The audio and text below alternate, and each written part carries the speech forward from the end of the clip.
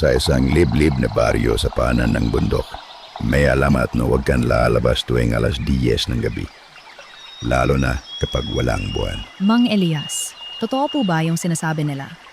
Na may kinukuha raw sa gubat? Tahimik ka na lang, anak.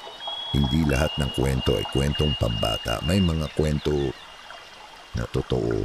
Aba, kung totoo yan, edi tara, puntahan natin. Baka multo lang ng manok yan.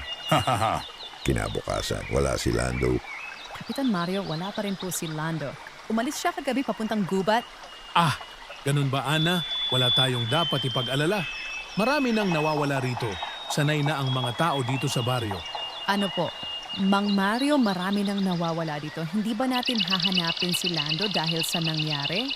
Hindi namin siya nakikita, pero naririnig namin ang tinig niya.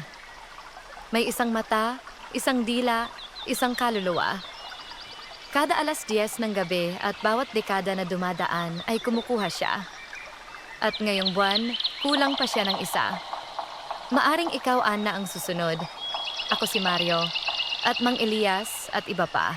Sa kanilang paghahanap sa gitna ng kagubatan ay nahanap nila si Lando na nakaluhod sa gitna ng gubat. Pero ito ay wala ng mata at dila. At sa tabi niya may ukit sa puno na isa pa ang nakalagay dito. Mang Elias, ano ito? Hindi mo na ako kailangang tanungin, Ana. Sapagkat ikaw na ang susunod. At sumigaw si Ana na sa huni ng maraming kuliglig. Sa baryo may mga lihim na kailanman ay hindi dapat ungkatin dahil ang gubat ay buhay.